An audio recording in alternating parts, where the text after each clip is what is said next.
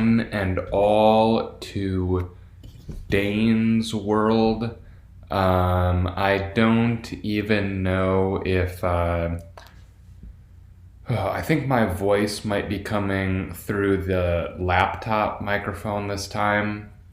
So sorry if the sound quality is particularly shitty. Luckily, this intro is not going to last very long at all because this episode is with a good friend of mine, actually, Brent Buddha, and he was kind enough to bring his own microphones over. And he has XLR mics, which are the, mics that you use if you're really doing it up, and so you get to hear the nice velvety timbres of our voice, nice and crispy clean, this episode. So I'll just let you all enjoy it, but first I'll plug. This kind of just got thrown together. I am producing a show at Vince's Italian Ristorante in West Sacramento. It's going to be May 29th in the dining room of Vince's at 8 p.m. And it's going to be hosted by Chris Allen. And in no particular order, the performers are Brent Buddha, T.C. Morgan, Mark Maple, Vic. I can't remember what Vic's last name is. Luckily, we're friends. So it's fine. But Vic, David Rodriguez, and Jordan Kottlebaum. So the Quattlebaum, I believe. So okay, yeah, that is a show that is happening. It should be a lot of fun. You're gonna enjoy this conversation a lot. It's a lot of fun. Get into it. Get out of it. I don't know. Get into it. Does Mark Maron say that? I shouldn't. It's just. I need to come up with my own. I'm panicking. I need a thing to send us into the interview, what's a good way to go into the interview? I mean, that one. All right, this time it's for real. Oh, okay. Brent Buddha. Hi. What's your first memory? Do you have one? My first memory? Your earliest memory from when you were the youngest. Jesus Christ, I couldn't even remember if I took a shit this morning, let alone my first one. Jesus Christ. Yeah. My first memory? Damn. Do you remember being 2, 3, 4, 5? Do I remember being 2, 3, 4, or 5? Yeah, what's the earliest? I remember 2, 3, 4, or 5 drinks ago. After that, it's just off the hill. God damn, man. I do remember being upset. I do have snippets of being young, but yeah. It was a good time, I assume. Well, yeah, it was childhood. Yeah, until I reached young adulthood, and then you start realizing how much life fucking blows. Yeah, childhood. They spend childhood tricking you into thinking life will be good just to do you that service, and then you become an adult and then realize it's all fucked, and then it's a dare to keep on going. Yeah, it's not all fucked, but more fucked than it was when you were a kid. Yeah, it's more fucked when you aren't getting fucked. That's for sure. Especially if you grow up in a Catholic household. When you grow up and your father's a Republican, and you come in from a Catholic household, you keep hearing the world's fucked because they're always watching the news, and you're just a kid in your own world trying to watch cartoons. The world's fucked. Look at this, the deficit, the president, fuck him, all that stuff. You hear that from your dad, and you're just chill out, bro. It's not that bad. Just eat an Eggo. It's fine. Can I have a Pop-Tart, please? That's freaking me out. Dad, go outside. Make some friends. Yeah. Hang out. Yeah, no. Wouldn't your dad have a lot of reason to like George W? That was your childhood, right? Well, I'm just saying as a blatant example. Every single time you'd watch the news, you'd get angry at something. Oh, fair enough. Yeah, there is a Well, that's with everybody. If you no matter what news source you're watching, you'll find something to get angry at. Totally. Yeah, no, there's plenty. Well, all right. So, let me bring me up to speed. Tell me about your beginnings in film, because that was early. That was really early. Oh yeah, that's the one thing I knew that I wanted to do was to tell stories. Right. At a very young age. Right. Yeah. So yeah. Tell me about I know you've told me before, but tell the listeners about the first film that you made. The first film that I made? Yeah. I remember the first time I ever realized what a director was. I was 8 years old, and the Peter Jackson King Kong came out. I thought that was the coolest movie ever, you know. And remember when they had those King Kong action figures that they would sell? They'd be like, like fucking like 6 inches tall or something. And like I discovered what a director was because they had like hours and hours of bonus features on the dual DVD. Remember those days? Mm-hmm. And I made like a small like fight. Like stop motion fight scene with a Tyrannosaurus Rex action figure and a Kong action figure, and just like try to do it in my own. It's a piece of shit. Oh yeah, it was fun doing it because I was so inspired by it. Then I made a movie when I was 12, which was a zombie movie on Lake Oroville. Mm-hmm. Zombies going in the water, coming onto the houseboat, dragging people into the water. You told me about this. Sounds like a lot of fun. Oh yeah, it was a lot of fun. The makeup for that must have been fun. Oh, it was crap. It was just like a few lines looking like blood and stuff like that. It's 12-year-olds putting makeup on adults. Yeah, I mean, it's like, but for how young we were, it's pretty cool for like what it is for how young I was when I made it. Oh yeah, it's the beginning of the path for sure. Oh yeah. All right, well. That's what landed me here. Yeah. All right, so let's go into. You've always liked story. Can you tell me about what story means to you? Huh? What does story mean to you, and how do you tell stories in your different art forms? Just think about whatever interests me, really, and it's always varying. It's my ADHD kicking in. Like something could always be different. Like I may want to tell like a horrific story, or it's like all the stories I tend to write, whether it's a screenplay, a short story, it always tends to be a little dark. Like, because that's the stories I really grapple to. And then I also do stand-up. Mm-hmm.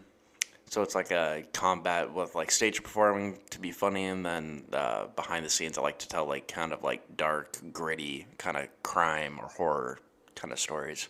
Mm-hmm. Mm-hmm. Because those are always ones that, like, interest me, I gravitated towards. And, like, I spent most of my time, like, learning who those directors were. Right. Like David Fincher? David Lynch, John Carpenter, Roger Corman. I gotta say, we've talked about this, how I struggle in that I don't watch a lot. I don't push my comfort range very much with movies. I love movies, and I love the movies I love. I think I've seen more than most people, but I don't watch I definitely have seen more than most people our age, because... Oh, I'm certain of that. Yeah.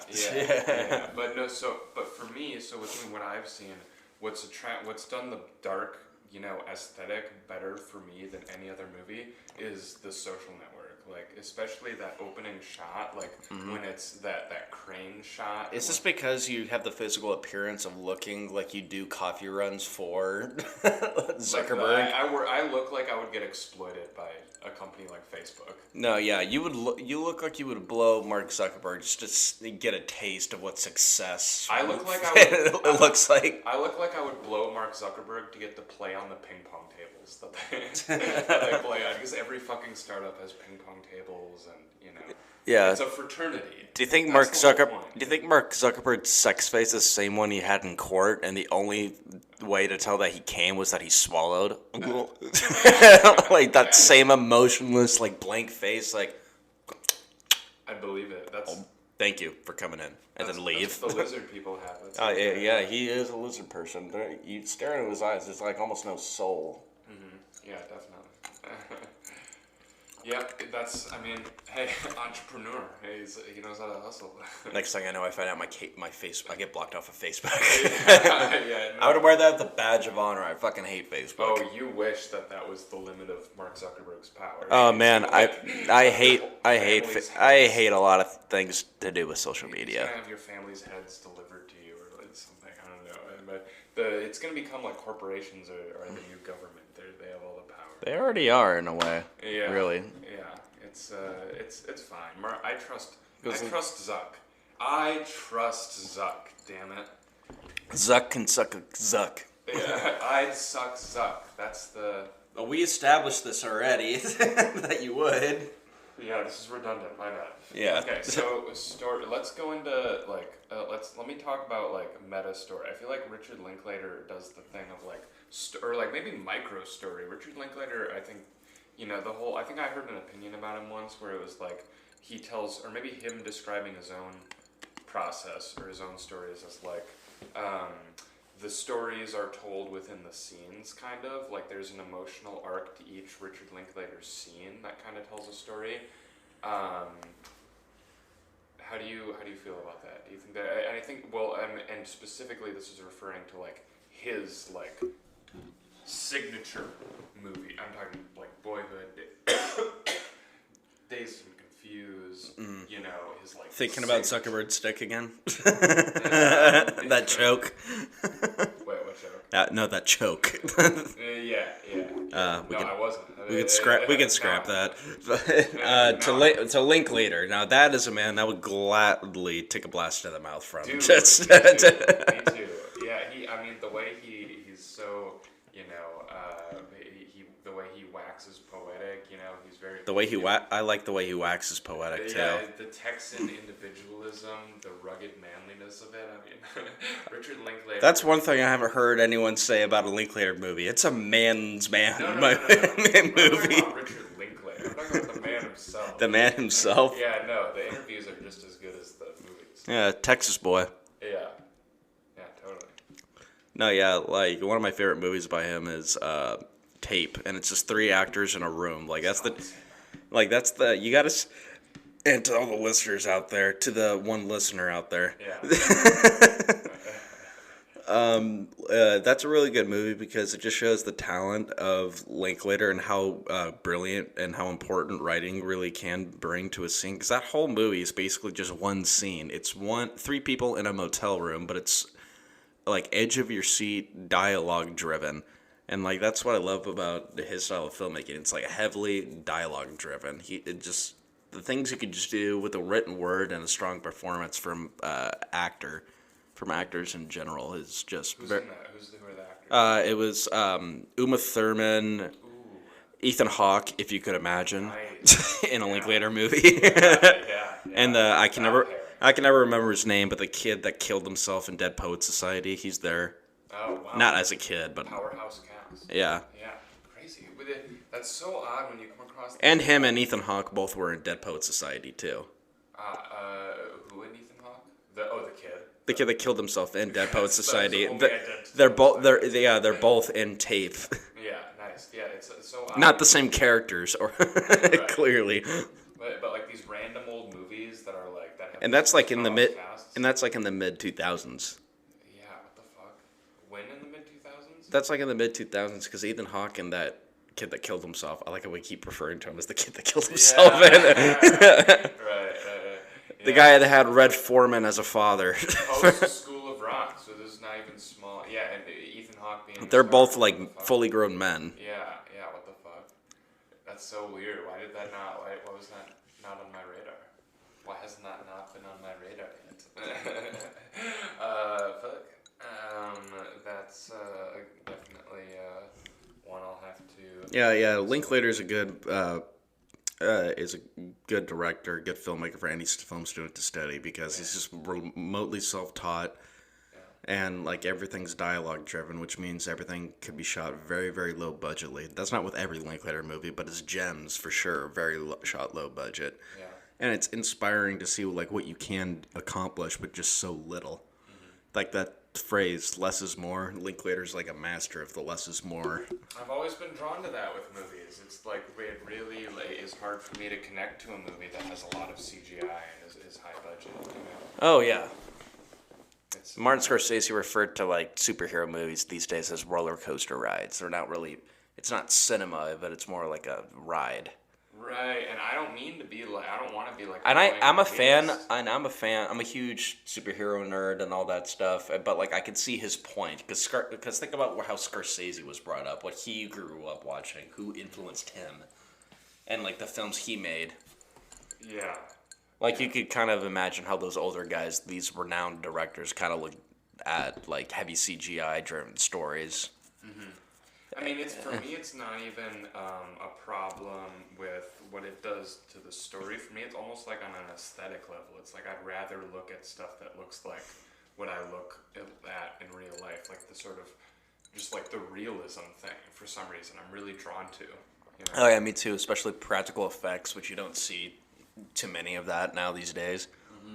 I've been watching a lot of movies from the 70s, and just like those movies are still timeless. Like The French Connection, I just recently watched last night. Actually, I love that. The same guy that directed The Exorcist. Right on. Stars Gene Hackman. It's like a neo noir set in 1970s New York. Very cool. Yeah, drug trafficking, story of heroin with the French. Yeah. All right. Good one. It definitely check that one out. Yeah, and it's also like the same era as the Taxi Driver era. And New York in the 70s was like a shithole. Everyone always says like how dangerous New York was. Buildings were constantly on fire, like riots and all that stuff. And this is like, and that was just like on a weekly basis in like New York in the 70s apparently. And like those movies were like really honed in on like, and the kind of social reflection of the time of like how New York looked, because it's not a flattering image with like the French Connection, Taxi Driver, stuff like that, the Marathon Man, and because like New York looks really really grimy and really gritty, like it was a real, and like mean streets too, like it was just like the sheer realism of how terrible New York really looked like back in those days, like the holes no budges, whereas like today. Like, I was just thinking about this because when I started out doing comedy, I was in San Francisco, and San Francisco today is like almost practically like a shithole. Like it in some way it looks like New York in the 70s. It's dirty. It's not as clean as it once was. There's like, it's just the streets are always filthy, like literally filthy, just like with shit on the ground, and like there was a lake right across there was a lake. It was like a hiking trail, Lake Merced. Right around where SF State was, where I was going to school at the time. There's just like the whole trail is just surrounded with crack pipes, needles, and all that stuff, and it looks like New York in the 70s. But my point was, movies today always tend to like try to bedazzle and like, you know, movie magic, like the area of how it looks like. Like take the movie Venom for example. I like that movie Venom. But it makes San Francisco look a lot cleaner than it actually really is today. Okay, I still haven't seen Venom, but Venom's a good movie, but that was just an example of like how like the difference of the times, because like in New York in the 70s and all those movies, the reason why they looked so dark and looked so like as you said, like realistic, like the gritty realism of it was like the city itself was like another character in the movie. Right. Like especially in Taxi Driver, the city is a character of the movie, but that's also just New York and how it looked like back in those days. It just looked like a terrible place. Whereas today, San Francisco is looks pretty shitty, but they make it look more beautiful than it actually is. This just reminded me of something funny that I heard that. I guess I'm just saying we need to clean up we need to just like get better sanitation departments in that city. Right. Well, I heard of one strategy for that. I think it was a mayor of New York. I heard gave all a shit ton of homeless people basically just bus tickets and just said leave. And just sent them on buses out of the city. No, just move them all to Stockton. It's already there's that's Stockton. Already the vibe. No, that's already the vibe. Send them to Orville. Send them to Stockton. That place isn't recovering, nor does it want to. They're in your face about it. Like Stockton, though, they've always been, I don't think there was a time where they even like looked remotely pretty. sending the Bay Area homeless to Stockton is actually a seriously good idea that I think politicians should consider. I think so, yeah. It already looks like a shanty town. Right, yeah. Exactly. No offense to those in Stockton, but 100%. but I feel like even people born and raised in Stockton are like, yeah. They know. The smart people are the ones that get out. Right, yeah. Definitely. Yeah. No. Marysville's another good example, too. You send them to Marysville. Marysville, God, yeah. You know like about these nooks and crannies of California that I've lived all over California, man. Yeah, that's dope. I know the state. I know the state pretty I well. like the state a lot, but I want to go back to cities. No one can fuck with the U.S. on cities. Our cities have these identities to them. All of our best cities, like there's at least a dozen cities in the U.S. that are awesome and like have awesome outdoor spaces and like super strong identities about them and like awesome theaters and great culture, you know. When you say theaters, are you talking about like live performance theaters? Yeah, live performance venues. Yeah, because like a lot of that's another thing that depresses me about this day and era about cinema, like where it stands, because a lot of that too. Because like a lot of movie theaters, like classic theaters in Los Angeles alone, are like being taken under, and COVID didn't help, keeping them open. Like these these pristine theaters have been there since like the golden era of celluloid, like from like the 20s and the 30s, and these pristine, like almost opera house looking theaters, but were movie theaters, and now they're like there's no nostalgia for movie theaters. Like everything has to be like an IMAX for it to be up to date, or it's like because there were these theaters in Los Angeles, San Francisco, and like it's in Times Square in New York. Dude, let's you and I seriously fucking support movie theaters as they open up. Oh, I tried to. Even like if nothing's really playing, I still just love to go to I just like the whole experience of going out and going to a theater, man. That's awesome. Yeah. Oh yeah, that's how much I love movies, bro. Yeah. You all said cinema, and you were like, don't sound elitist. Movies, bro. Wait, you should. How is saying cinema elitist? No, that's no. artistic, Call douche. Call it kino. That's the correct nomenclature. What? How is that kino? I don't know. Are you just trying to plug your fantasy days of like when you used to play like Kino der Toten on Black Ops? Like, I have no clue what that is. Oh my god! Like I'm not even a video game guy. You look like you make these fucking games, dude. Like, and you don't even know. To that. Yeah. That's everything I try to avoid. Yeah, well, good for you. Yeah. No, but I play Melee, but that's it. No, I'm not much of a video game cat. Yeah, right. Fair enough. All right. Fuck. We're. God, I'm cooked. Where were we? There was cities, theaters, movies. Yeah, we were talking about. This is your show. So Yeah, I'm trying to orient us around. Yeah, no. What are some of your favorite cities? Huh? What are some of your favorite cities? LA and New York. You're a big LA and New York guy. Well, yeah. Well, also for comedy, for cinema, and like the nostalgia, and also just the culture in general. Like those are like the biggest landmarks in the U.S. Like when you think of California, what do you think about? You think of Los Angeles and like foreigners, or even or Midwest people. Like they hear the word California, they think beaches, Los Angeles, Hollywood. Yeah. People say New York. They don't think about upstate New York and like the countryside of New York. They think New York City. Mostly. Yeah, when not like the different boroughs of New York City. Well, yeah, because when someone just says L.A., like what do you think about? Since I've lived there, it's different, but Yeah, I lived in Hollywood, and I mean that's a neighborhood and like the industry that's famous there. So. Yeah, but you can see my point where it's like even just the state, like California, and when someone says New York, they're not like New York is a state, let alone, but like people just know it as a city. I've heard upstate New York is beautiful though. Oh no, that's what I'm saying. It is beautiful, but you don't think about that when you hear New York. Oh no, right, yeah. But so have you spent any time in Chicago? I've always wanted to go to Chicago. My sister lived there for a year for school. It's very worth checking out. I've always wanted to check out the cities I haven't been to. But other than those two cities, New Orleans is the shit. Yeah. Dude, New Orleans is the spot. I don't care what Tom Segura says about Louisiana. I heard what he says. No, yeah, he just doesn't like Louisiana. But Well, I mean, it's extremely impoverished, right? well, yeah, well, it's also gets wiped out by hurricanes every Yeah. 5 years. So you know it's a party. Oh yeah, it's always a end of the world party there. Yeah. Every 5 years. But Literally, yeah. New Orleans is such a fun fucking spot. Yeah. Just because, like, that's the part of the South that I like. It's just like that swamp. Because also, like, I like horror movies, so it's like that New Orleans on the bayou, the voodoo, and like I like jazz music, and it's like a raging party culture, and just yeah, New Orleans has such great roots in music, I and would that's love like to one of spend the. time there. Oh yeah, you gotta go there. Like yeah, I remember this time in.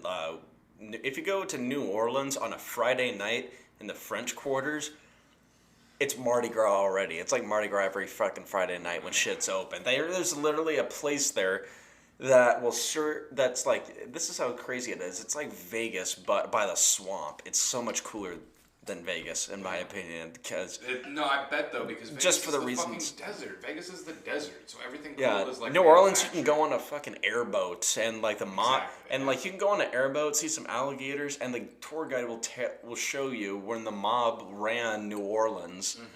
Well, they dumped all the bodies. You know, history. Well, I mean, like you got to be honest, like because there's a giant speakeasy that used to be a big speakeasy in the 1920s for that era for Prohibition, and now it's a really high end restaurant. Oh, see, And speakeasies. Capone used to own it, and like they would dump bodies all the time right there on the river, and the gators would just eat them. Like you got to when you're a criminal, you got to think. When you're organized crime, you got to think like where's the best place to dispose a body. Yeah. That's a smart area to take up in New Orleans. Right, right. Yeah. I'm pretty sure there is still organized crime there, but Oh yeah, no, I mean there's organized crime everywhere.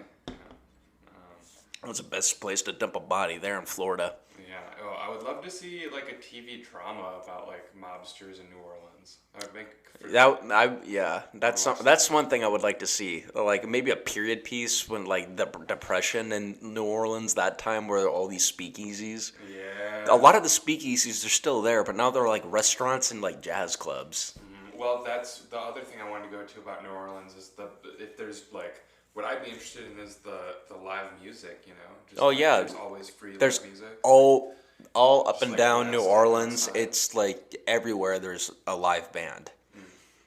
Just the live music in general. It's just like that's what's great. Yeah, yeah. No, I think I encountered there was a park in or like near the Sacramento Kings Stadium in Sac. There was some like free live music going on the other day when I was just like over there for some reason, and I was like, damn, that's cool.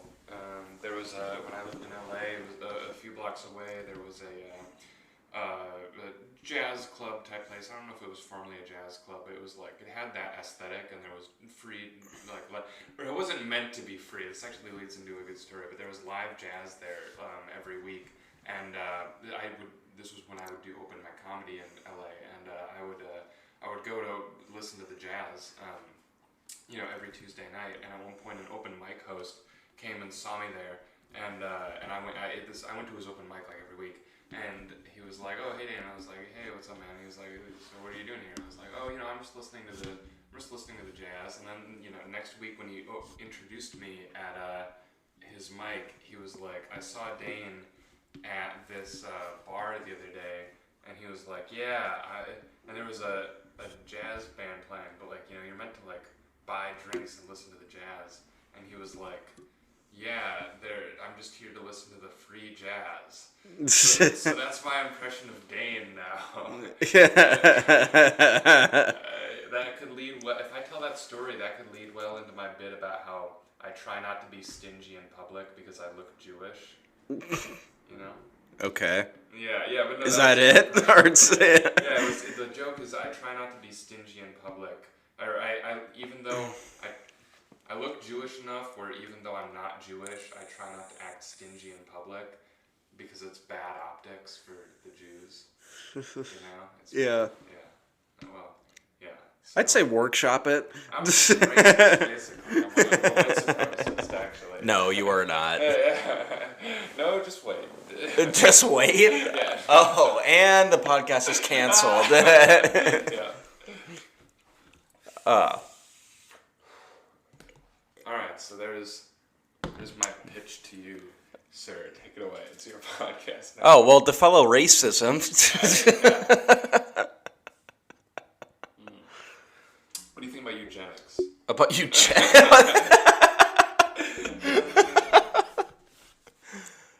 no opinion. That's it. That's pretty safe. Yeah. Megalon might have had a point. Yeah. No, that's just a pun. He had a point. There's a reason why Surgical point. There's a reason why Germany's good at sports. That's all I'm saying. This professor guy I live with at the SLE, it's a sober living environment. He likes that I'm a comic because I complain about the same stuff that he complains about with like college students, and like he teaches like history of communications courses, so he's trying to teach his students how the Nazis worked and like how their propaganda was so successful. Oh, this sounds But interesting. but it's interesting, right? Because it's historical. He's not like promoting their ideals. He's just explaining like how their tactics worked.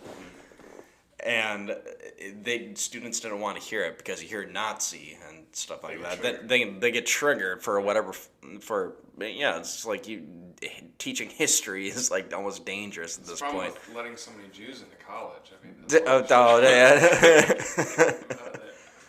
no, I mean, the people that are never offended are always offended on behalf of Jewish people. Exactly. It's never actually Jewish people. It's always like somebody just gets uncomfortable. Well, yeah, exactly. But like, it's important to learn all that stuff because he's making a good case. Like, it's good to learn about that because one, it's interesting, and two, it's like Yeah, but so many people are so fucking ahistorical, man. I agree with that 100%. Oh yeah. Every part of history. But he wanted to say this joke, and he's like, I told this joke, and I got like grilled by my students, and he said like Hitler had 3 good ideas. What were those? He said Hitler had 3 good ideas. One, he believed in a balanced vegetarian diet. Okay. I'm on board. He loved dogs, and he killed himself. All valid ideas. All 3 good, and that's the joke. Yeah. It's like Right on. Well, allegedly he killed himself. Mm-hmm. Allegedly. Right. Fair enough. Well, okay. Yeah, let's not unravel that conspiracy theory. Even though a lot of Nazis did escape to Brazil. Yeah, did you ever see that movie, Boys from Brazil? No. Oh, dude, you gotta watch that movie. It's a great fucking movie. Boys from Brazil, tell me about It's from the 70s. It's with Gregory Peck. All right. He's a very famous actor. Like his most famous, a lot of people know him from like playing Atticus Finch in To Kill a Mockingbird. Okay. Yeah, he's a very well-renowned actor. But When is this movie from? Is 1970s. Okay. And he plays Joseph Mengele. Because Mengele escaped. Joseph Mengele did escape to South America, Brazil, with all these other Nazi heads and Nazi scientists. Yeah. And the whole thing with eugenics and cloning, it's all based on that. And there's this guy that's like like an old Jewish guy that's trying to hunt down Nazi war criminals and stuff like that.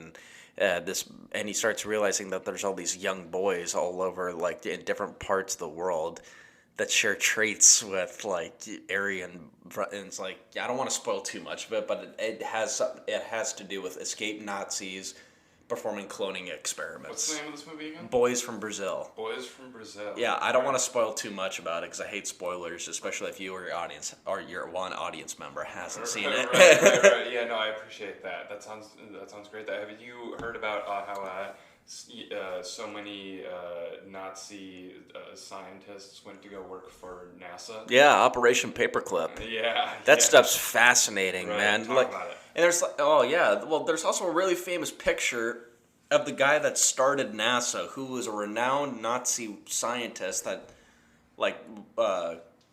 contributed to rocket engineering, and that's the whole scary thing about the Nazis is how advanced they were in machinery and war technology. Yeah. And stuff. Yeah, but the only thing is the Allies beat them in numbers, but they had us by the balls and even more badass. Yeah, in technological aspects because World War II was so cool. Because the whole thing about it was crazy because when World War II was over and like the Cold War started happening, Nazi scientists started fleeing. Like the Russians started grabbing Nazi scientists, so that's when the U.S. started grabbing Nazi scientists, and that's what got us to the moon first. Was Nazis put us on the moon? Mm-hmm. And there's a really famous photograph of the guy, and you could tell in these photographs who's a Nazi and who's not because upscale Nazi officers. It was really famous back in those days, because in Germany, when you're a high class and college graduate, the biggest thing to do is fence. They would always be fencing. But they'd fence with real fucking swords. Mm. And how you could tell who wins is that the other opponent, the one has to draw blood on the other opponent. So all these guys, all look at pictures of Josef Mengele and all these other Nazi generals. They always have cuts and massive scars on their face because of fencing scars. So there's a famous photo of JFK at NASA watching the moon launching, and the guy that ran it, who's a Nazi scientist, and he's got this giant-ass scar.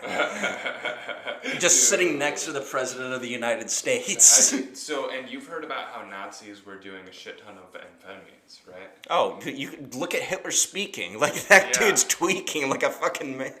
If he wasn't already crazy enough, Jesus Christ. Right. No, that would be such a good sitcom. Nazis just doing blow and fencing. There was a sitcom.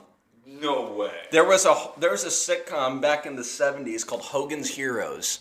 Okay, I've heard of Hogan's Heroes. It wasn't about Nazis, but it was a sitcom about like a concentration camp. Okay, well that's a little bit different. I want Nazis POWs like getting back at it was like a prank. It was almost like a prank sitcom where the prisoners are getting like back at fucking the Nazi like soldiers and guards and stuff like that, and Hitler would drive by in like a car, but you'd never see him, but they just insinuated that that's Hitler and check in. Heroes. It's called Hogan's Heroes. Everything that's like every show that's like. And that was in the 70s, just 20 years after. Every show that's like pro, like, you know, USA or like state or government somehow is like Hogan's Heroes, Charlie's Angels. Like, it's these people are heroes, angel, you know. Yeah, like, but Gilbert Gottfried talks about this on his podcast, and this made me laugh because he made a good point because he started talking about Hogan's Heroes, and he's just like, the balls those two Jews had to go, those two writers had to go into an office and pitch that idea. He's like, okay, we got this TV idea about a concentration camp. It's a comedy! Like, he says it like that. Yeah, that's great. You gotta see that episode. It's hilarious. It's a comedy. There was also a sitcom that was a spoof off of I Love Lucy, but with Hitler and Eva Braun in the UK at the same time.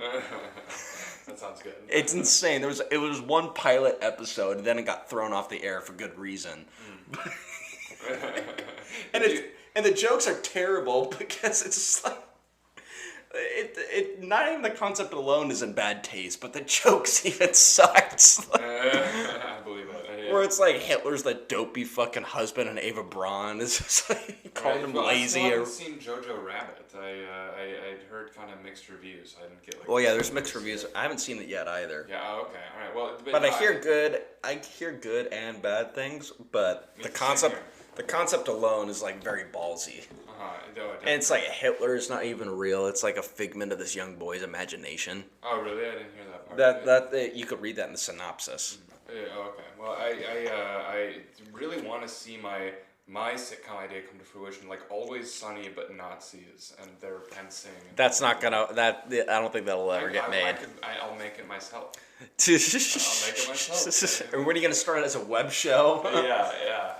I'm sure that won't ruffle any feathers. Oh, it'll be good. Oh yeah. Yeah, sweet. So okay. Yeah, what are you gonna call your sitcom? The Third Line? Yeah.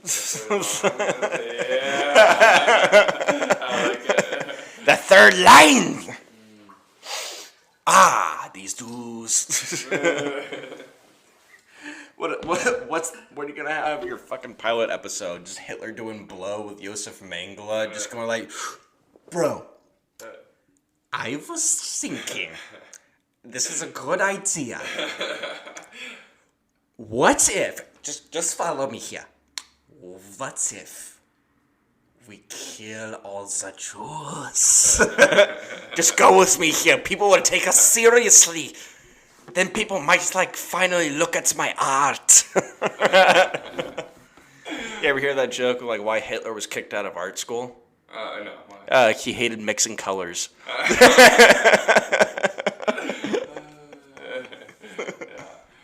had a lot of good ideas.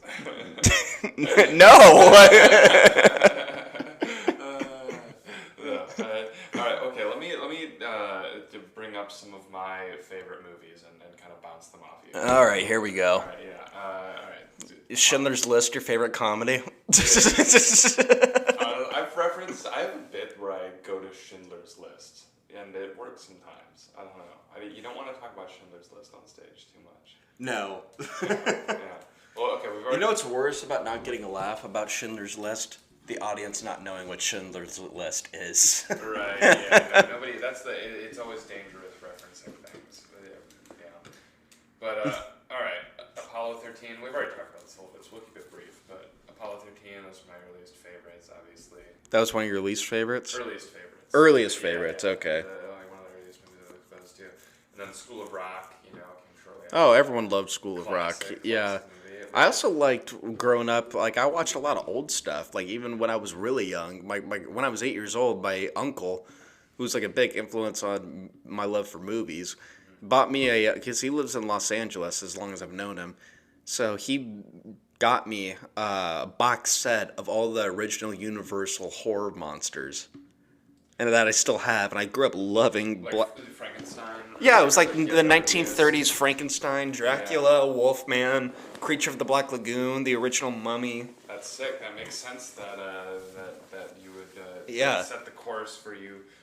It was a combination of... And like I grew up watching like the old Godzillas from the black and white stuff, and I liked watching like Abbott and Costello growing up too. Yeah, that I was exposed to a little bit. The Abbott and Costello comedies, the earliest comedies I was all exposed to, but that was it. Pretty much just in the scope of comedy. But okay, yeah, let's do kind of continue with this theme. What how did your movie taste evolve into your adolescent years, into your more did it you started off clearly being horror was always horror was always there, just always movies in general. Always just so you've really there wasn't much of like you don't feel like there was a change or a progression of like genres that you were into. You were always just like movies as a whole. Yeah. Okay. Yeah. Fair enough. Just across the board. Even like I have my favorite rom-coms and like and stuff like that. Well, okay, yeah. So let's do that. What's your what genres are have the least movies that you like? Which genre has the least? Like rom-coms? Huh? Rom-coms? Would that be like a genre that you don't find many movies within that you like? I have a romantic side to me. Like I'm a complex, loving man. I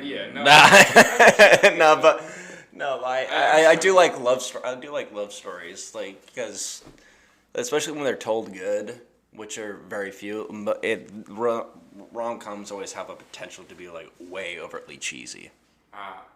Yeah. Like more than others. Agreed. Yeah, there is a very... Doesn't mean there's not a lot of gems. Because there are a lot of gems in that genre alone. Yeah, there's a certain feel to like the corporate rom-com. Yeah, like Harry Met Sally. Like that's a classic. Yeah. Like I love Harry Met Sally. Oh yeah, definitely. But it can be great. You Got Mail. Yeah. But there's never so there's really you enjoy all. There's no like there's no genre that you really haven't explored pretty thoroughly.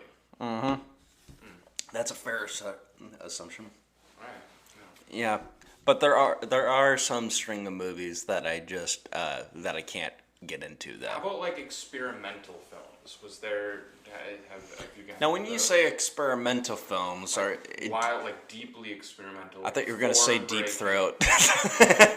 Form breaking, not throat breaking. Form breaking. Throat breaking. Truly, like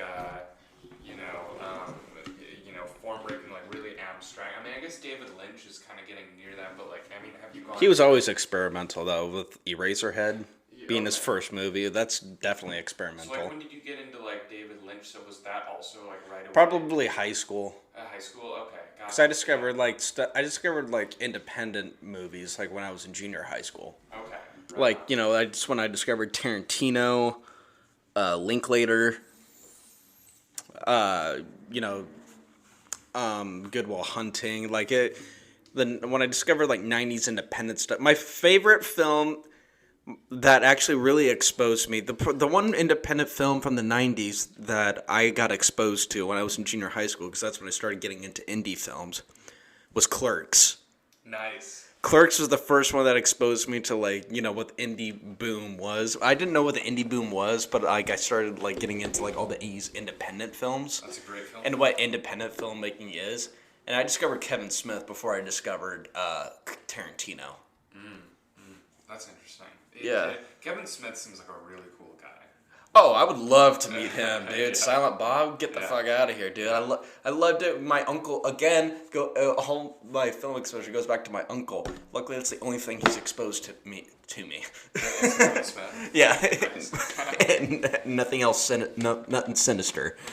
But yeah, he showed me Clerks, and then he showed me Dogma.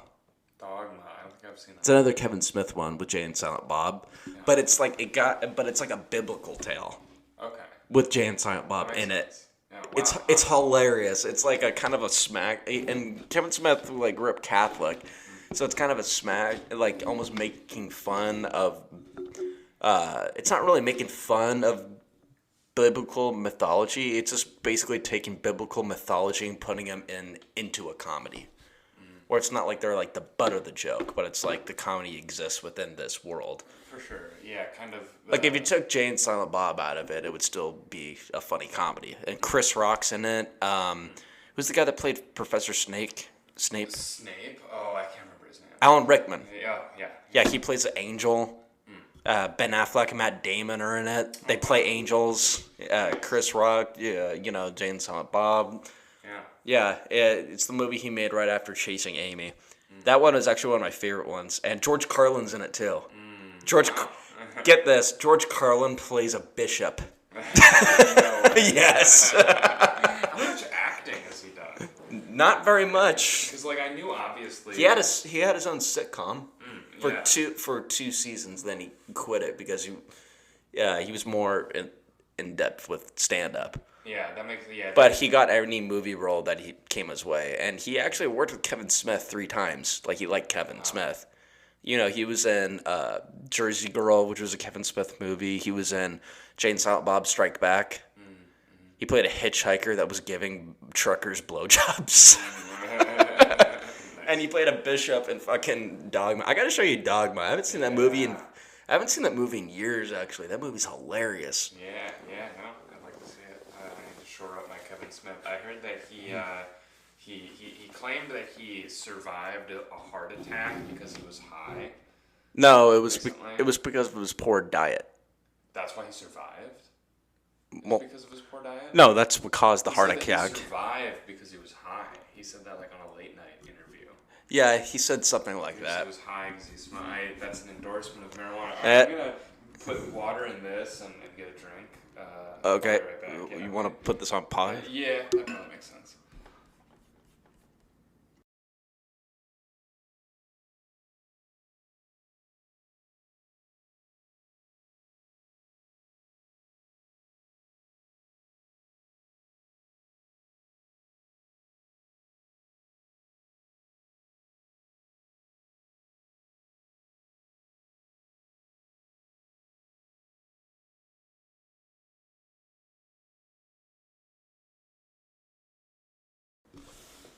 Now I am.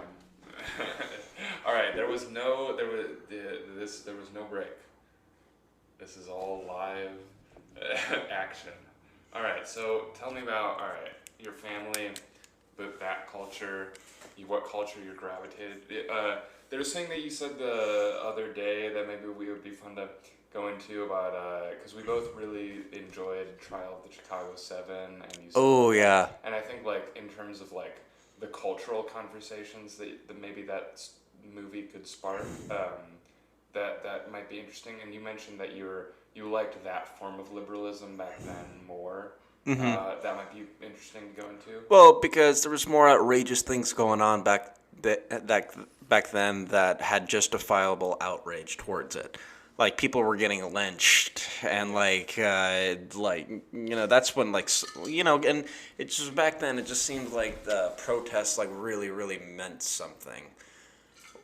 Whereas, because Antifa didn't exist back then because it didn't need to exist, and quite frankly, I think all the anti-war people, civil rights activists, like back in those days, would look at the organization, not the movement, but the organization of BLM, and look at the organization of Antifa, and they would probably just be ashamed. There were like the Jerry Rubin types, or is that the one that was the anarchist, the violent anarchist one that was teaching kids how to make Molotov cocktails and burn down, he was burning down government buildings and stuff. He wasn't burning down government buildings. In the very beginning, they show him and a group of others throwing a Molotov cocktail at some government building.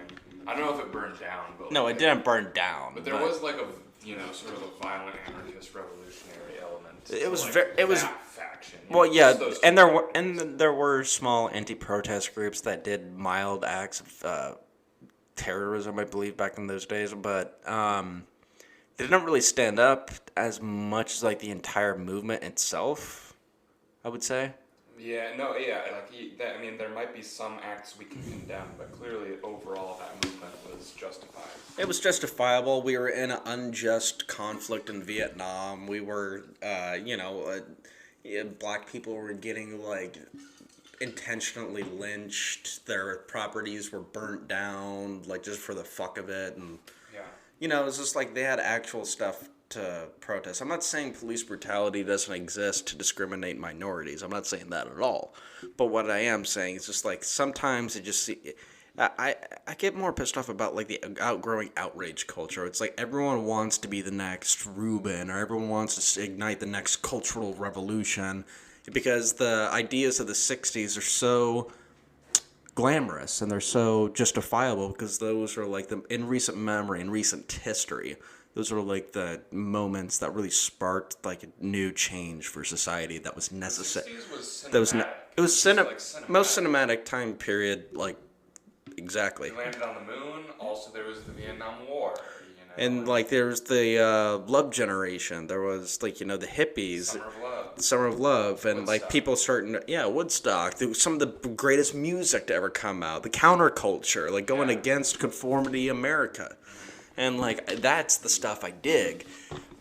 But not to mention, it seems like we're going into reverse. It seems just a lot of the people that try to start these protests on college campuses like they did back then, the thing was, that was a very small percentage of college students that actually did it. A lot of them, when you look back at it, a big majority of the college campuses back in the 60s were very conformative.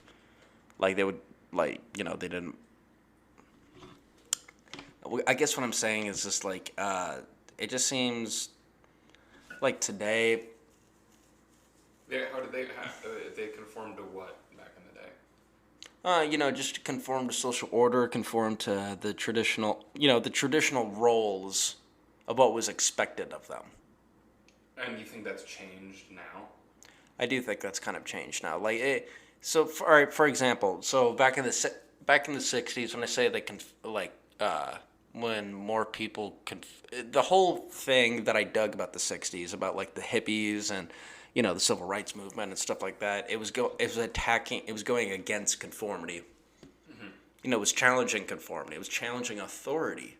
Right. And I dig the challenge of authority, but today I feel like it's trying to overthrow authority, which is authoritative in of itself, which seems kind of hypocritical. In what regard can you point to examples of authority being overthrown? Or attempted, authority being overthrown? Authority, like the idea. It's not that it's actually being overthrown, but it's like the principles that go behind Antifa, for example. Anti-fascism. They're fighting fascism with fascism. How is what Antifa is doing right now fascist? Well, they're controlling. It's like basically like PC, cancel culture, Antifa. It's all part of the same spectrum in regards to the idea that, because my communications professor said it best. It's like I try to teach the simple fact because communication is the most powerful tool to influence people. Because when you control what is said, when you control language, then you control thought. George Carlin made the same point. Right. It's notable that rhetoric and logic are taught together at colleges. It's like logic and rhetoric. Right. Rhetoric is how you get people to believe things. Yeah, and like people, like professors get protested because of what they say or because of what they teach, and they're getting silenced by the student public. And and like public speakers aren't even allowed to speak at colleges because they get overrun by protesters, and it's like rather than hear them talk. We can definitely condemn that. We're just too easy to condemn someone because they belong because they seem to belong to a certain ideology on the surface, but yet we don't know what's on their mind or what they're trying to tell us because we're not giving them a chance to speak, which is a form of fascism. Just like suppression of free speech. Yeah, exactly. Suppression of free speech, and like also controlling what the public ought to be, what they ought to listen to, and what they shouldn't listen to. Right. You can't. Which is like the backbone of why Antifa exists. Well, Antifa, from what I understand, so there's instances in which people dressed in all black have committed acts of violence, and then there's also Antifa as an ideology, which from what I understand has people that subscribe to it on an ideological level without actually doing any like activism or doing any of the violence that you see. But you were linking Antifa to the college professors or people not being allowed to speak at colleges. I guess they're. I mean, and they're also not. And they're also not as organized as they're painted to be. Antifa isn't. Well, I mean, they can be, but not like as like I really don't see them very much as a as an overall imminent threat. I've heard very very few I think I've learned about literally one instance of Antifa violence against, and I know there've been more. There've been like clashes between them and Proud Boys or whatever, which the saddest war of all time. That's what I'm getting at. Like I'm not trying to be like McCarthy. Like we gotta take these guys out because no matter how minor they'll grow, it'll be a domino effect. Like I don't think they're a giant threat, but it's just like kind of the idea of. I think it's sending mixed messages to what protests are for. BLM has a valid reason to protest. Giant valid reason to protest. And it's not an ideology, it's a cause, going against police brutality. Yeah, I would say that that's a cause I can get behind, but like with Antifa, it's like it's all over the place. It's like it's almost like they kind of contradict their own points. Hey, how's that? Well, I'm trying to get to that. Okay, sorry. Yeah, well, I'm trying not to step over my own tongue, which I feel like I'm doing, but I just really don't like. I don't know, like. Whatever happened to just having common sense where you didn't have to protest Ben Shapiro speaking at a college, or you could just simply not go to where he's speaking and just go to a movie or something. Yeah. Like, the people protesting speakers at college campuses, I think, is absurd. Because it's they're just speaking. right? Yeah, So and like a small Antifa faction, like tried to smoke. Like obviously they didn't get there because they got apprehended because there was a guy that infiltrated Antifa and recorded the whole process of what like the small student section of Antifa at a certain college was doing, and it just and I don't know if this is like this in all the ways, but this is why I have like I don't think as Antifa as an imminent threat is because like he met this chick at a coffee shop and like it gave him and like they all have nicknames or whatever and like bring meet me here, bring this, bring that. It's like bring a backpack, bring like a thermos, bring a thing of rope. It was like some weird requests. And like they met and like he's recording this the entire time.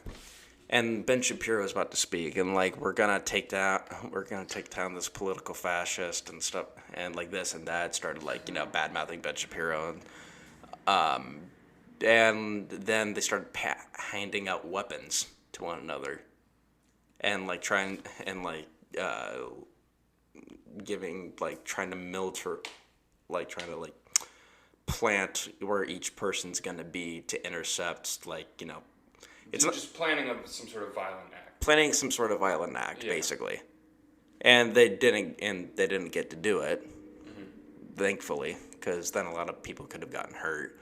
But it was just kind of funny, like it was kind of funny the weapons that they decided to bring, because it's not like a massive terrorism kind of thing. It's like no one had a bomb, no one had like automatic weapons. It's like one girl had a kitchen knife.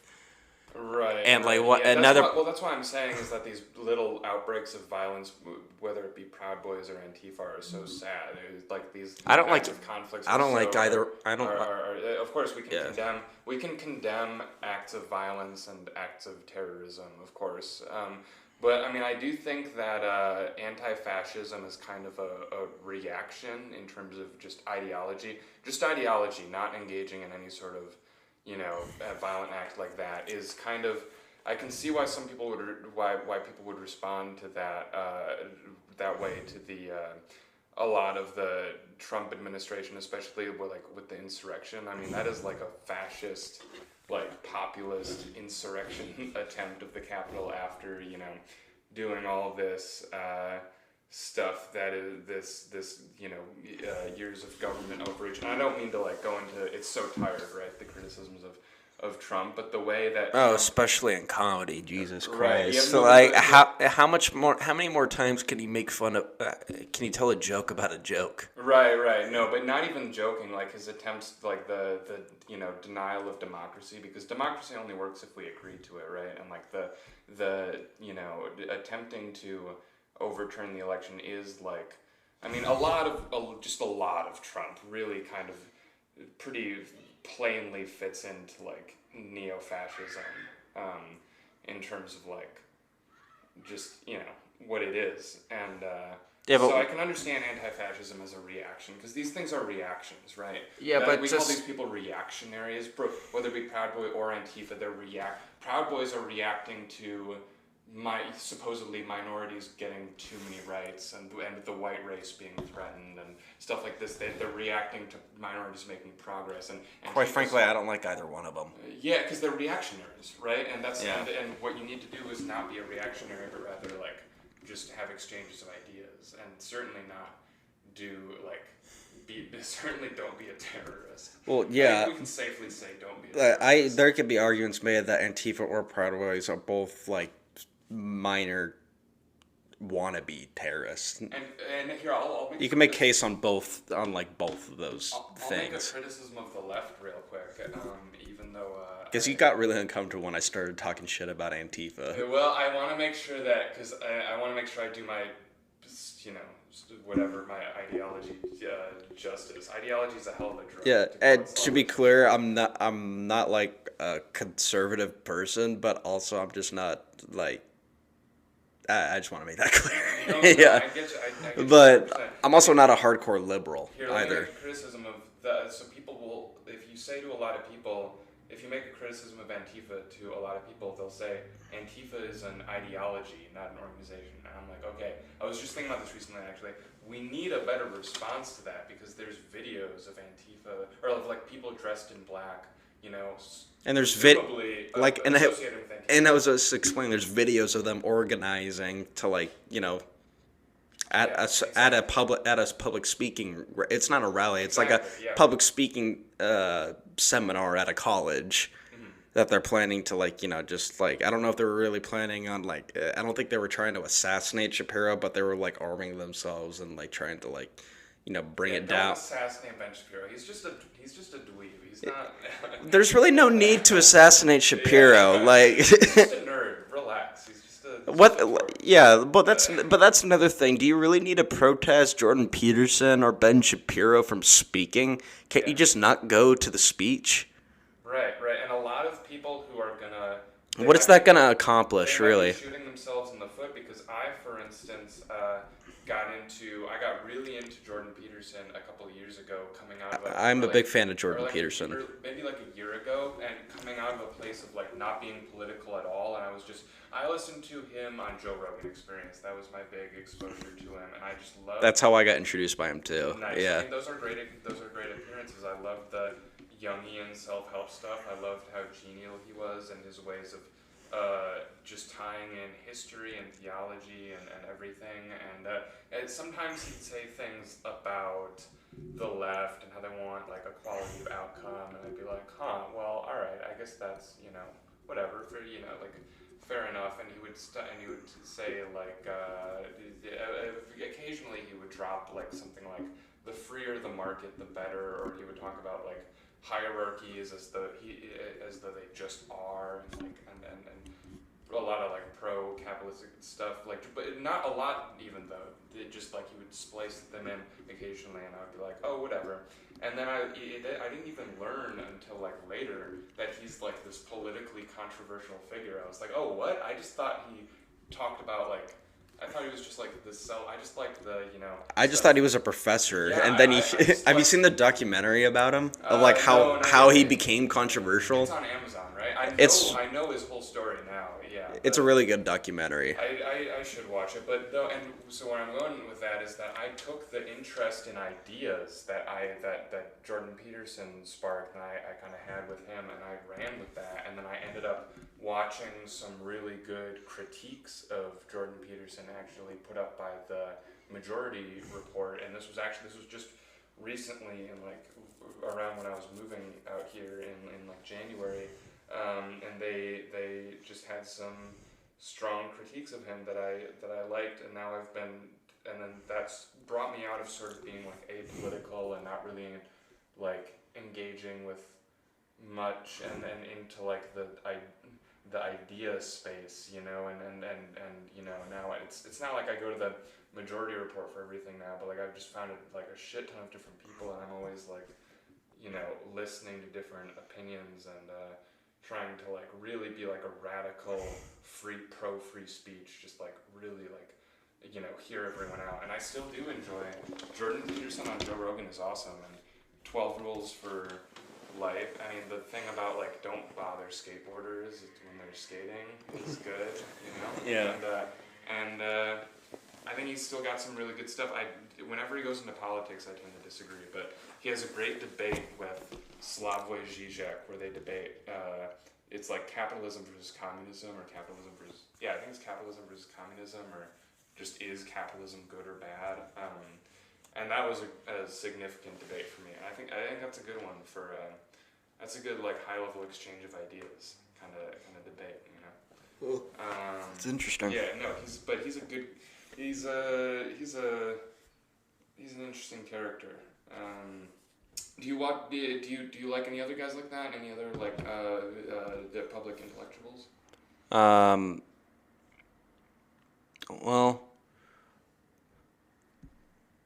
Well, yeah. Or we can go into what I you like about Jordan Peterson. You can give your Jordan. Well, for probably the same reason, just like his ideas on like the threat of freedom of speech, like how it's kind of like not under attack, but like kind of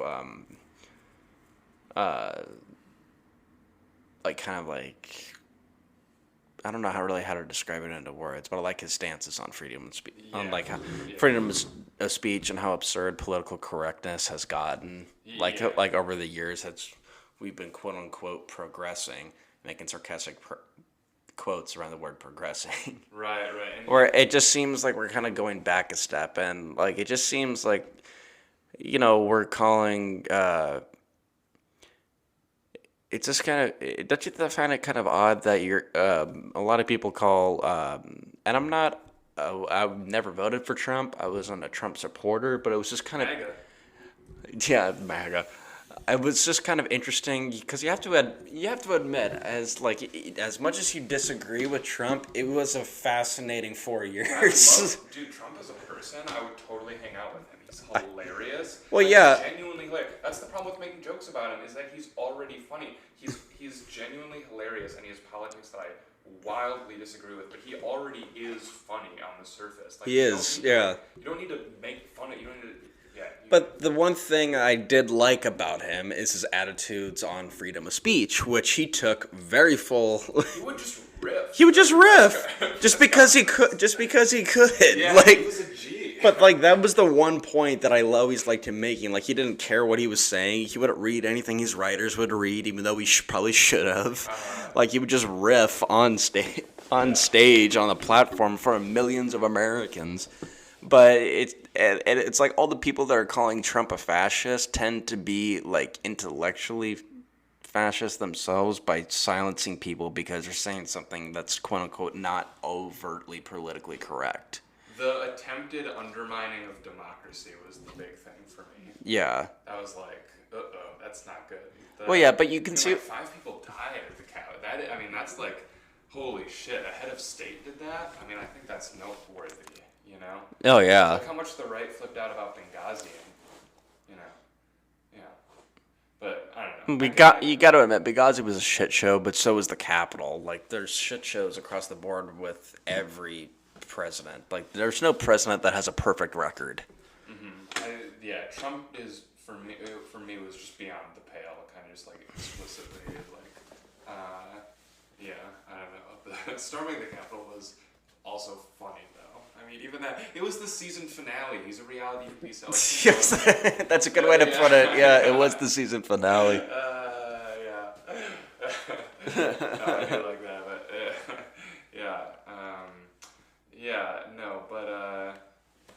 Trial of the Chicago 7, the stand-up comedian character in Trial of the Chicago Abby Hoffman. Yeah, Abby Hoffman is a G. Oh no, yeah, and like that scene where him and his other cohort are like wearing a robe to make fun of the judge. They actually did that in real life. Those two guys. Yeah, I researched the movie made me research that actual thing. Oh yeah, me too. And it's just like it was pretty historically accurate, like for the most part. Some things. There's a lot of like things just happen for a different amount of time or like in a different order. Yeah, and they made Joseph Gordon-Levitt's character a little bit more sympathetic than. Way more sympathetic. Way more sympathetic than the real guy actually was. No, Like, I mean.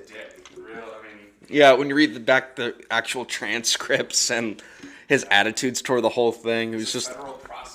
He was under Nixon, no less. Like, it's really hard to imagine that he was a scumbag.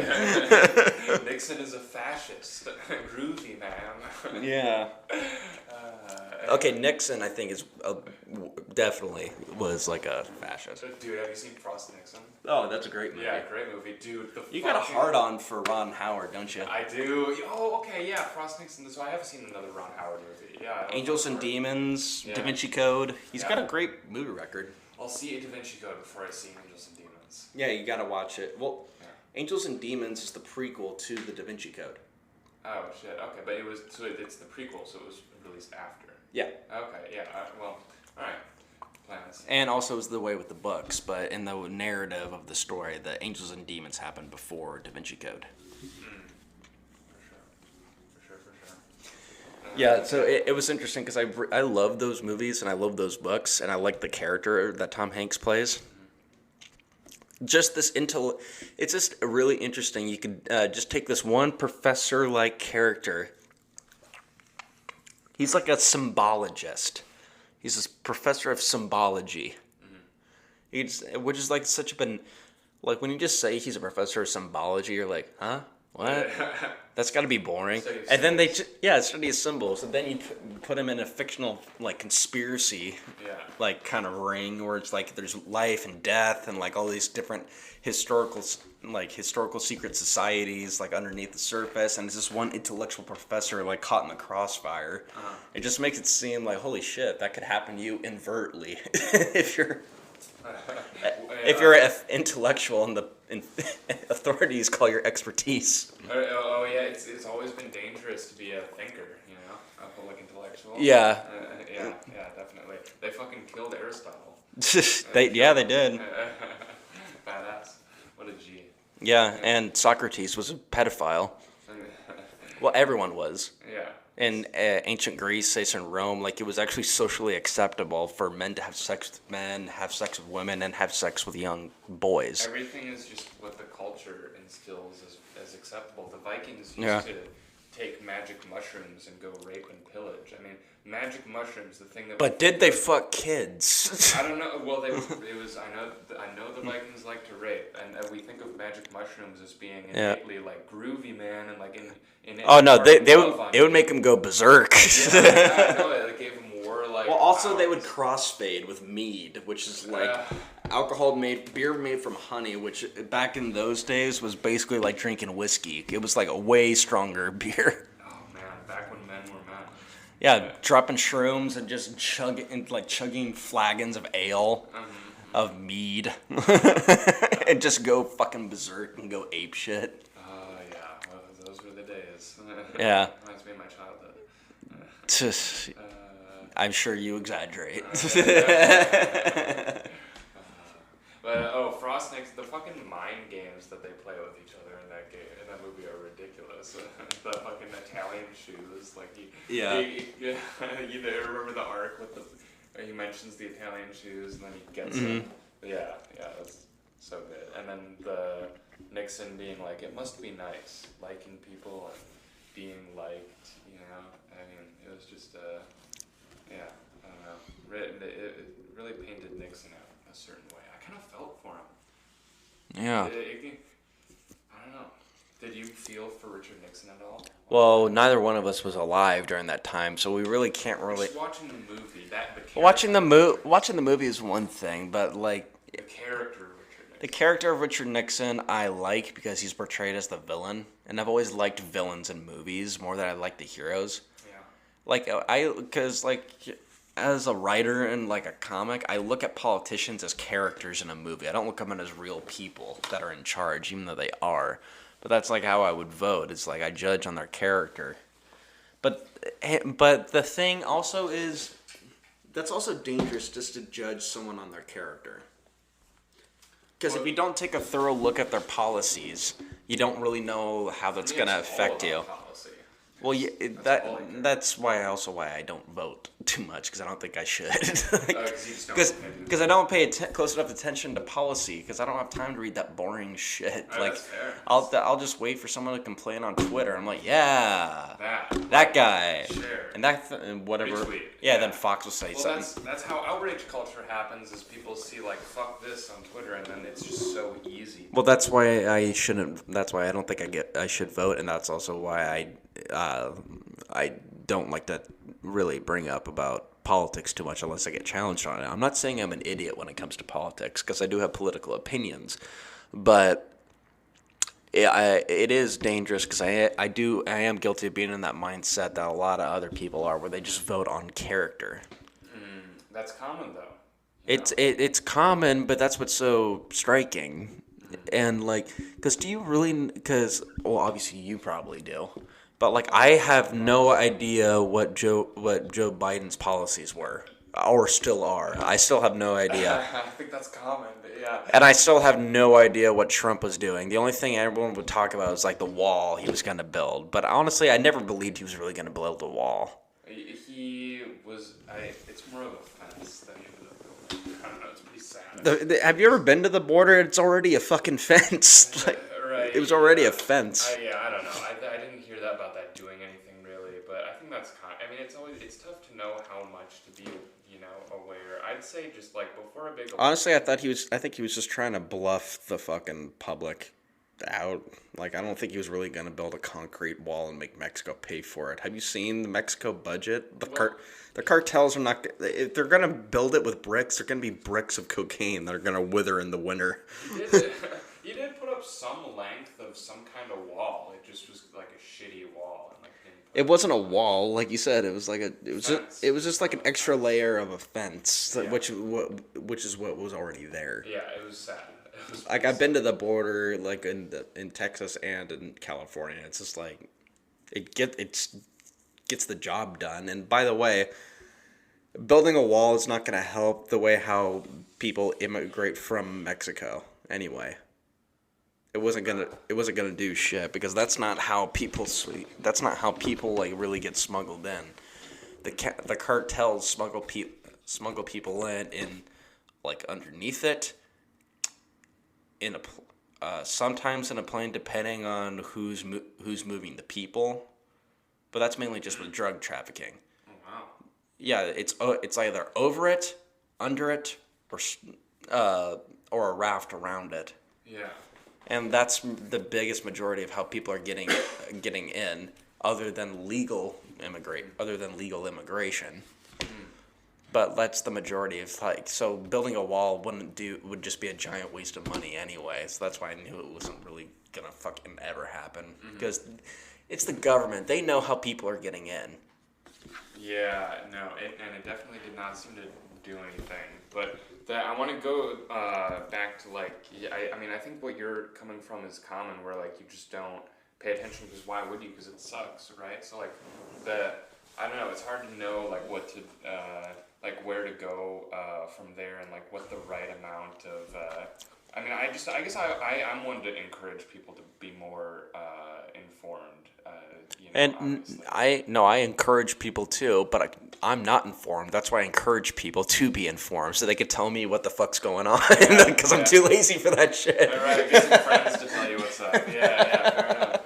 You think I hang out with you because I like you? No, I just need I need a quick text. Like, what's going on in Syria? I don't have time to Google. Right, yeah, totally. No, I do like to stay informed, though. That's one constant. Is we're I actually do like the fuck out of everywhere. I actually do like to stay informed. Just like especially when I got back into comedy, I had to stay informed, just because like the news will help write your jokes. Yeah, totally, yeah. You can just like, check out, like, read the top headline each day. Mm-hmm. So that'll give you a decent idea. Yeah. The one thing I don't stay informed on, I stay informed to, like, local politics, like what's happening on our own soil in the United States overall. I have no idea what's going on in Canada, but really, who cares? It's Canada. Yeah. The maple syrup leaf is down. The toonie is down. Yeah. They'll be all right. It's Canada. Canada's boring. Yeah. Yeah. But, like, I don't know what's going on. I don't really know what's going on in Europe. Do you know anything about European politics? Tiny bit. In UK politics, only, really. Yeah, And, like, Scandinavian. I have no idea. That's it, yeah. I got no idea what's going on in Africa. I got no idea what's going on necessarily in the Middle East. A little bit in the U.S. Yeah, I have more of a grasp on what's going on, like, in the U.S., just because I think it's because it's my home, so I should know what's going on. Yeah.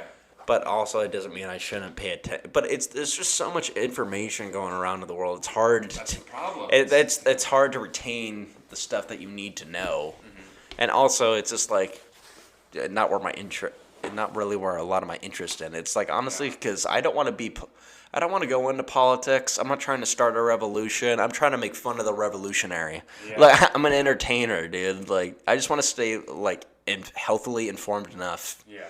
To kind of have an idea of what's going on, so I can make a dinner conversation or come in on your podcast. Yeah. No, well, I think politics can connect in sort of a broader way that can be more interesting to talk about, where as it connects to, like, like free speech and the cultural stuff. I think that stuff, because I think that stuff everyone's qualified to comment on, because this is like, it's a lot of just, your values, it's a lot of just like your kind of gut feelings about things, even if you're not like super informed, just the kind of the cultural discussion. I like that area of like culture and, culture, history, religion, politics, art. See, I'm more informed on like history and social politics rather than actual politics. I'm more I pay more attention to what's going on with people in society, not what's going on like in legislation, not what's going on in like who's taking charge at the Capitol.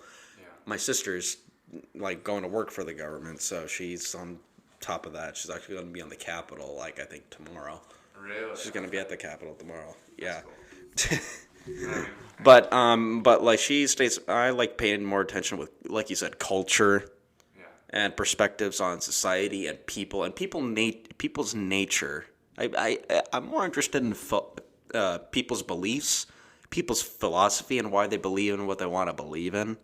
That's like the ground of intellectuality where I really tend to like focus and my time rather than Jordan Peterson. That's why he was so great.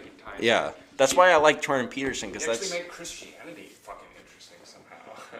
yeah. Well, I don't believe in it, but because when you're growing up, like when you go to church, it's fucking boring. It's just fun stories. It's If someone can tell them in a fun way. Yeah, that's exactly it. Because I'm not gonna lie. There's stories in the Bible that are fun to listen to. Oh, yeah. Like, dude, Moses, the tale of Moses, is still one of my favorite stories in the Bible. Who doesn't like Moses? He freed his people. And then I'm they got. super unfamiliar with Christianity. Give me just like the synopsis. You really don't know the story of Moses? I probably do, but like, tell me anyways. Very briefly. Okay, well Free all those people. Okay, well he was. Well, the Hebrews were enslaved by the Egyptians.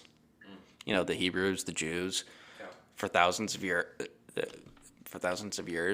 and but like when Moses was born, I think something about his village getting ransacked or something, so his mother put him in a basket. And all of this is according to the Bible. Yeah. Of course. And this is the Old Testament, so there's no record. So there's no way of knowing that these things really. Right. Yeah. Yeah. Well, obviously you can make the case with the Bible in general. Yeah, The one thing we know is that the Romans and the Egyptians were real people, and so were the Hebrews.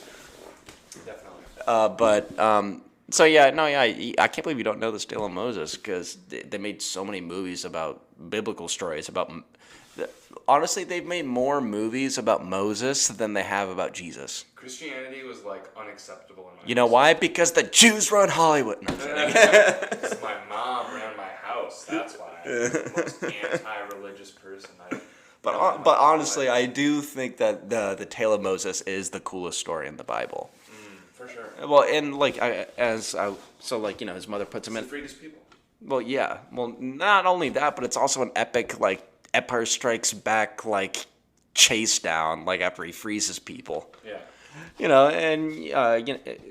His mother like floats him down the river. Then all of a sudden, who finds the basket? But the Egyptian queen, and finds a child, and she takes in the child, and then Moses is raised in royalty and becomes the Pharaoh's adopted son, and he has a stepbrother and stuff too. And like you grew up in power and wealth, and then all of a sudden. And, got a taste of royalty, despised slaves and stuff like that until he found out that he was a Hebrew, because he found out that he shared a resemblance to two of the slaves, which were his biological brother and sister.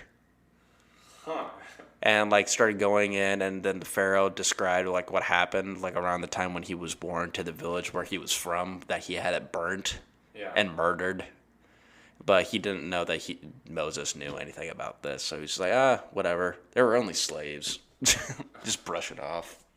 Damn, the Bible's metal as fuck. Oh yeah, no, it's especially the Old Testament. There's a lot of bloody shit that happens in the Bible, dude.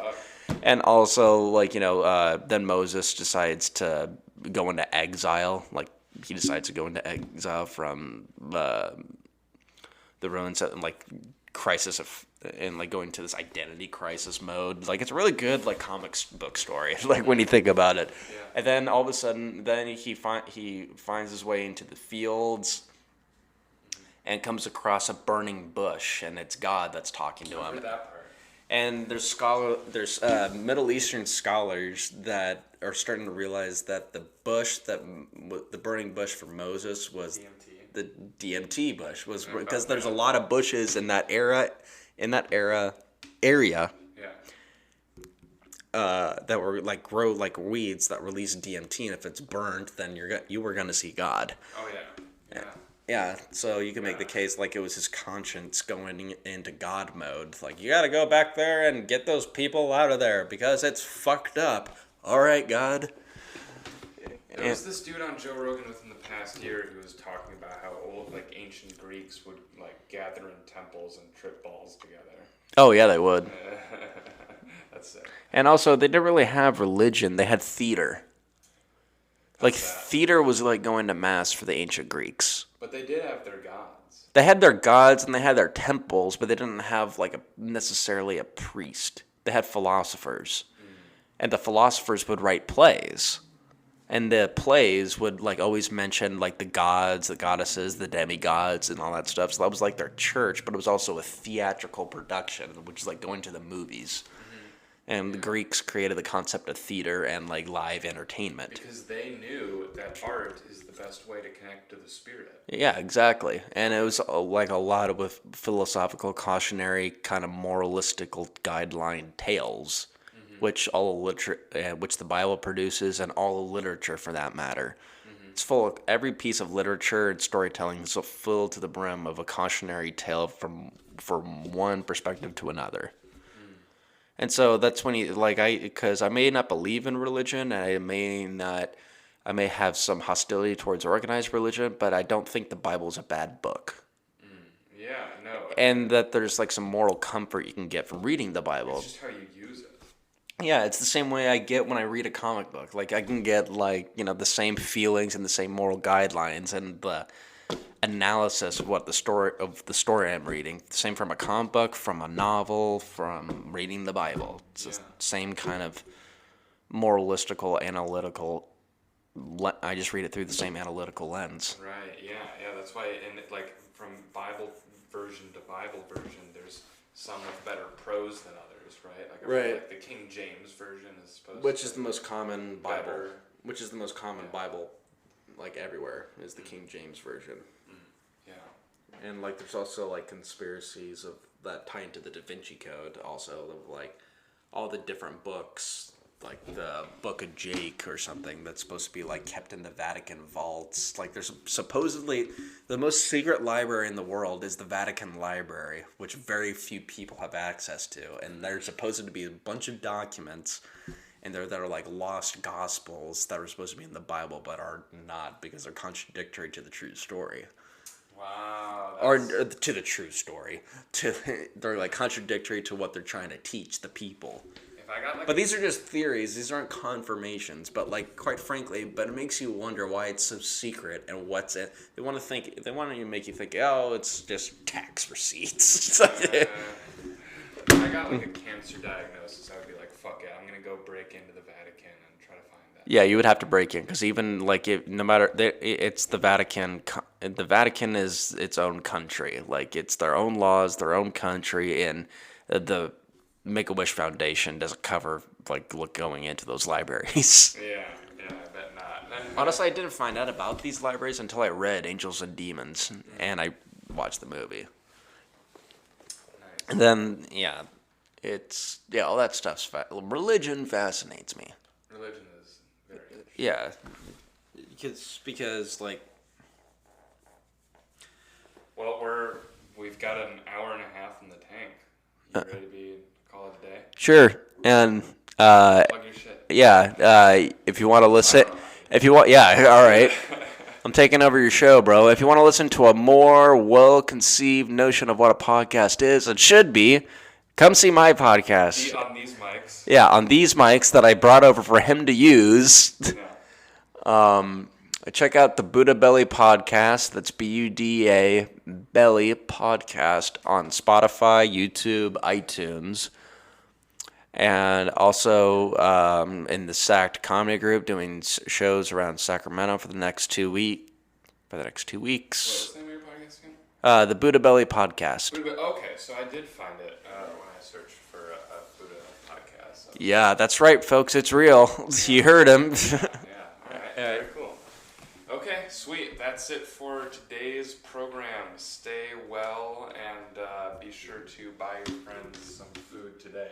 Eat my ass.